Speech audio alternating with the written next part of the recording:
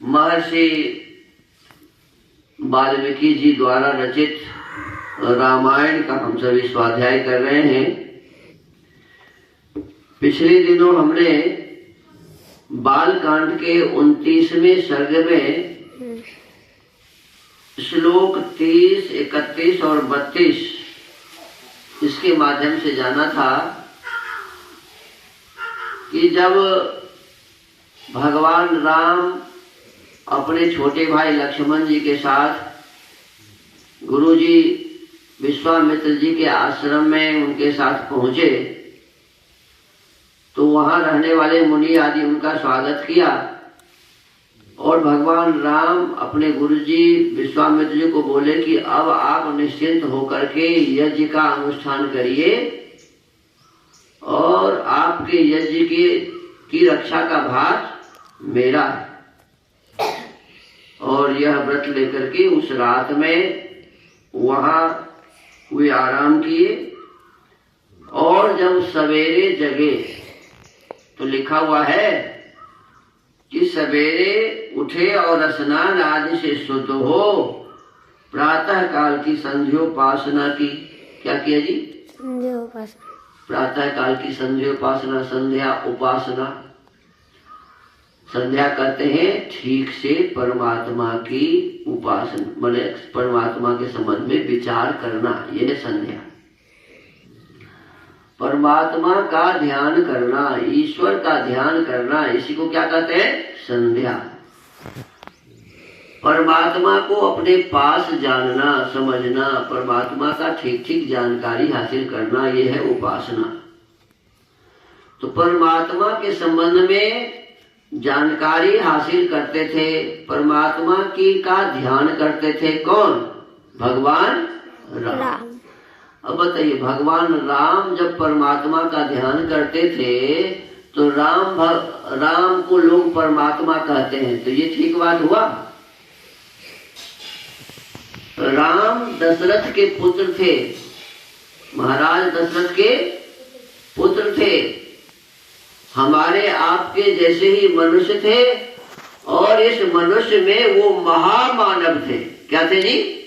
महामानव, मर्यादा पुरुषोत्तम, उच्च कोटि के लोग थे।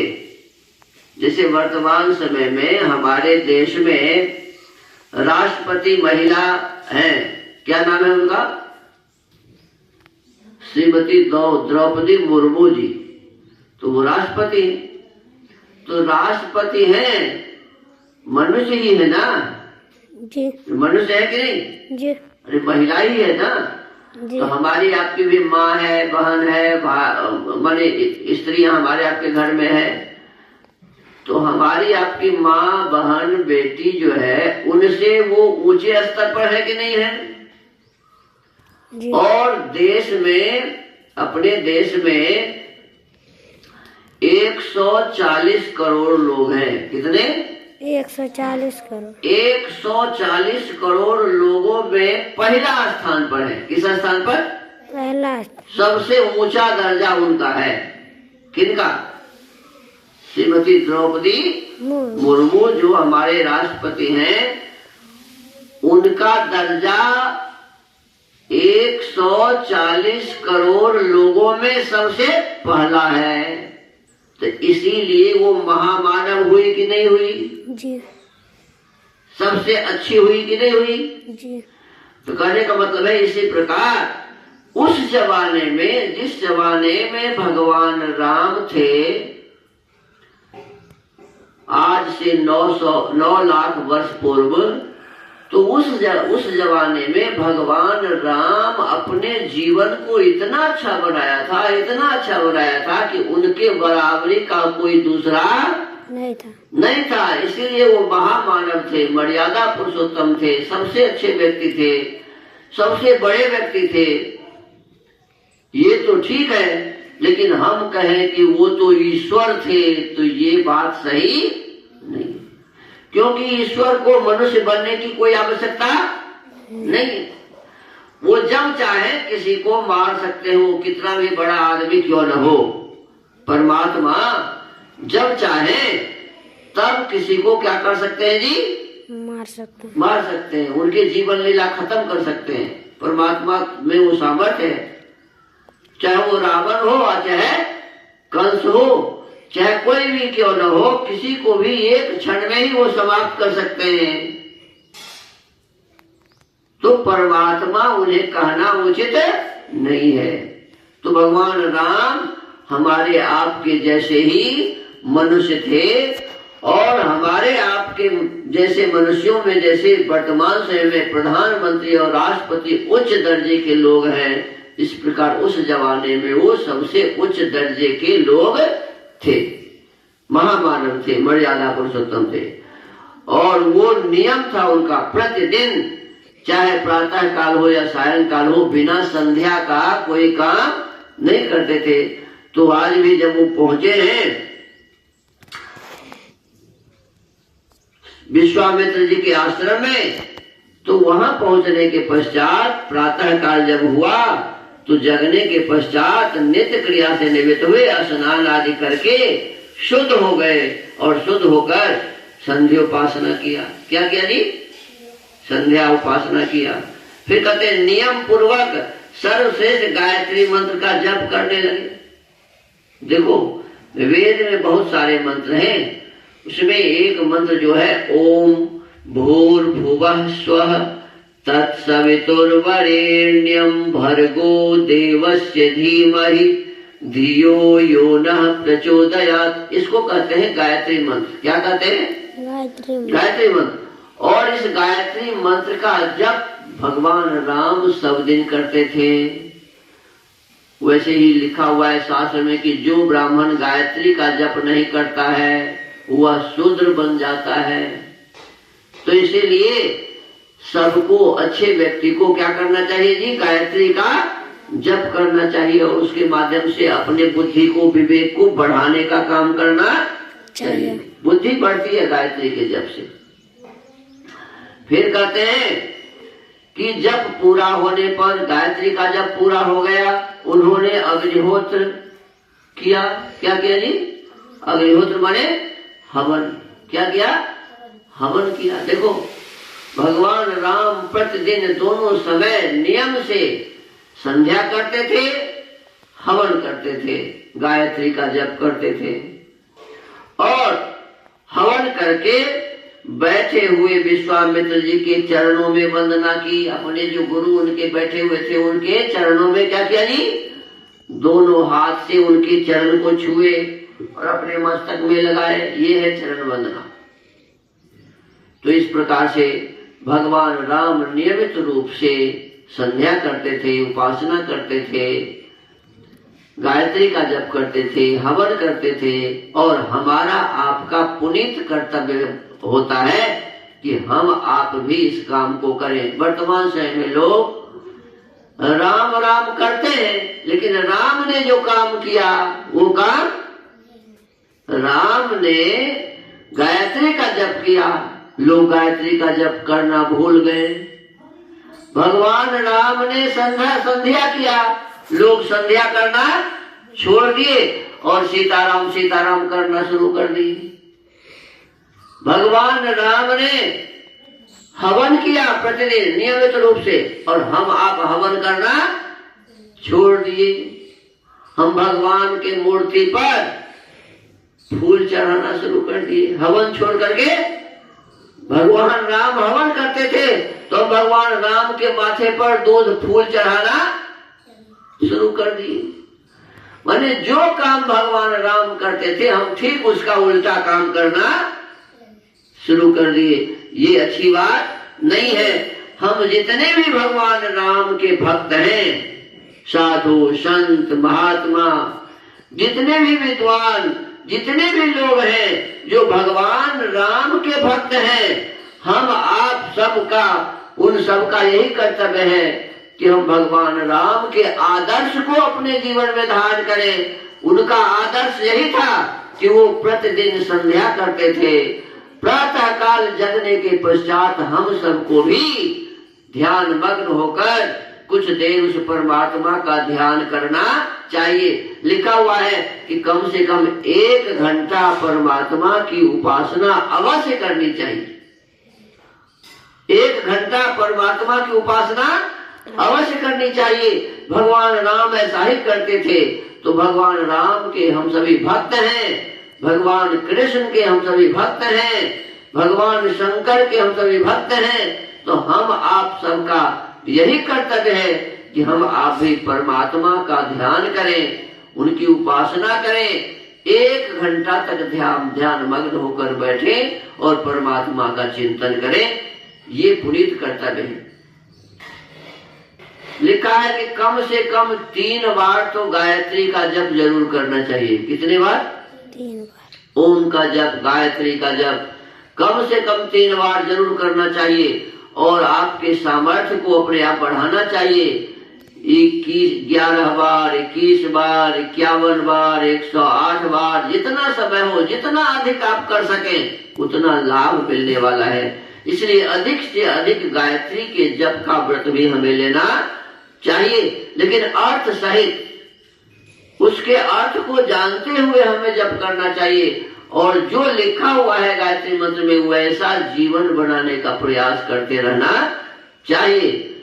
और फिर कहा कि प्रतिदिन नियमित रूप से हमें हवन भी करना चाहिए।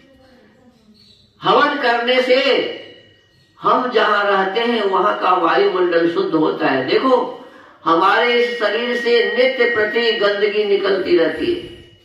इसमें से गंदगी शौच, लघुशंका, पसीना, श्वास के द्वारा, आंख की कांची के द्वारा, कान के गोजी के द्वारा हम वायुमंडल को अशुद्ध करते रहते हैं। जब हम नियमित रूप से प्रतिदिन हवन करेंगे तो क्या होगा? वायु में जो गंदगी हम फैलाते हैं उस गंदगी का शमन होगा, वह गंदगी शुद्ध हो और पवित्र हो जाएगा। तो इसके लिए हमें प्रतिदिन जिस घर में हम रहते हैं तो उस घर को शुद्ध और पवित्र बनाने के लिए हमें हवन करना चाहिए, जिससे शुद्ध वायु हम ग्रहण करके और स्वस्थ रहेंगे।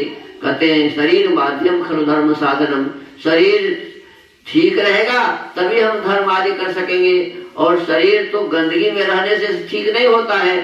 तो इसीलिए वायुमंडल को शुद्ध करने से शुद्ध वायु मिलेगी और हमारा ये शरीर स्वस्थ रहेगा, हमारे संतान स्वस्थ रहेंगे, हमारा समाज स्वस्थ रहेगा। इसीलिए पहले जमाने में बड़े बड़े यज्ञ होते थे।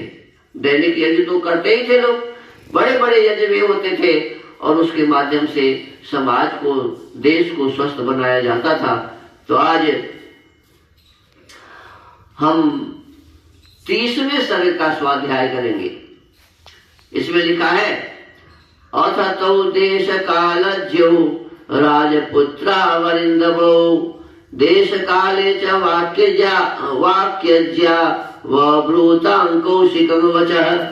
तदनंतर देश और काल को जानने वाले शत्रुदमन राजकुमार श्री राम और लक्ष्मण, जो देश और काल के अनुसार बोलने योग्य वचन के मर्मज थे, कौशिक मुनि से इस प्रकार बोले। देखो, स्वामी भगवान राम को क्या कहा जा रहा है यहाँ? कहते थे कि उन्होंने बोलना सीखा था, किस समय क्या बोलना चाहिए, कितना बोलना चाहिए। तो ये मेरे समय के अनुसार, काल के अनुसार, देश के अनुसार किस स्थान पर बोलना चाहिए, किस समय बोलना चाहिए, ये योग्यता उनमें थी। अब वो हवन करके गुरु जी को प्रणाम करके और गुरु जी से कहते हैं, भगवं श्रोतुमिच्छावो यस्मिन् काले निशाचरो संरक्षणीयो तौ ब्रूहि नाति वर्तेत तत्क्षणम्। भगवान, अब हम दोनों यह सुनना चाहते हैं कि किस समय उन दोनों निशाचरों का आक्रमण होता है। क्या कहा कि ये मुझे बता दीजिए कि ये जो राक्षस है सुबाहु और मारीच किस समय आता है यहाँ, जबकि हमें उन दोनों को यज्ञ भूमि में आने से रोकना है। हम ऐसा प्रयास करेंगे कि यज्ञ भूमि में वो ना आवे, कहीं ऐसा न हो असावधानी में ही वह समय हाथ से निकल जाए। अतः उसे बता दीजिए, पक्का बता दीजिए किस समय आता है। एवं ब्रुवाणौ काकुत्स्थौ त्वरमाणौ युयुत्सया सर्वे ते मुनयः प्रीता प्रशंसुर निपात पद्मजौ ऐसी बात कहकर युद्ध की इच्छा से उतावले हुए उन दोनों ककुत्सवंशी राजकुमारों की ओर देखकर वे सब मुनि बड़े प्रसन्न हुए और उन दोनों बंधुओं की भूरी भूरी प्रशंसा करने लगे। वहां जो रहने वाले लोग थे जब इस प्रकार के उत्साह इन्हें देखे तो खूब प्रसन्न हुए और बोले, अद्य प्रवृत्ति सद्रात्रं रक्षतां राघवो युवां दीक्षांगतो ह्येष मुनिर्मुनित्वं च गमिष्यति। वे बोले, ये मुनिवर विश्वामित्र जी यज्ञ की दीक्षा ले चुके हैं अतः अब मौन रहेंगे। बने विश्वामित्र जी गुरु जी कुछ नहीं बोल रहे क्योंकि अब तो ये मौन हो गए, व्रत ले लिए हैं। आप दोनों रघुवंशी वीर सावधान होकर आज से 6 रातों तक इनकी यज्ञ की रक्षा करते रहे। कहते रात में वो लोग आते हैं इसीलिए रात भर आपको जग जग कर इस व्रत की रक्षा, इस यज्ञ की रक्षा करनी होगी। गुरुजी तो अब बोलेंगे नहीं, वहां जो रहने वाले लोग हैं ये बोल रहे हैं कि गुरुजी तो अब बोलेंगे नहीं, 6 दिन तक मौन रहेंगे और आप 6 रात तक जगकर इस यज्ञ की रक्षा कीजिए। तो तद्वचनं श्रुत्वा राजपुत्रो यशस्विनो अनिद्रं सर्वहोरात्रं तपोवनमरक्षताम्। मुनियों का यह वचन सुनकर वे दोनों यशस्वी राजकुमार लगातार 6 दिन और 6 रात तक उस तपोवन की रक्षा करते रहे। इस बीच में उन्होंने नींद भी नहीं ली। अब देखो 6 रात 6 दिन कोई आदमी बिल्कुल न सोए और हर क्षण पहरा देता रहे कि कब किधर से राक्षस आ जाएगा। ये साधारण बात है, ये बहुत बड़ी बात है। जो अपने नित्य देखो आप लोग तो ऐसे ही सोना शुरू कर देते हैं, ये ब्रह्मचारी ऐसे ही सोना शुरू कर देते हैं। और भगवान राम कितने दिन तक नहीं सोए जी? लिखा है कि 6 दिन और 6 रात बिल्कुल नहीं सोए और हर क्षण पहरा देते रहे। तो आज इस वाल्मीकि रामायण के स्वाध्याय के क्रम को यहीं विराम देते हैं। इसके आगे का पाठ आगे करेंगे कल।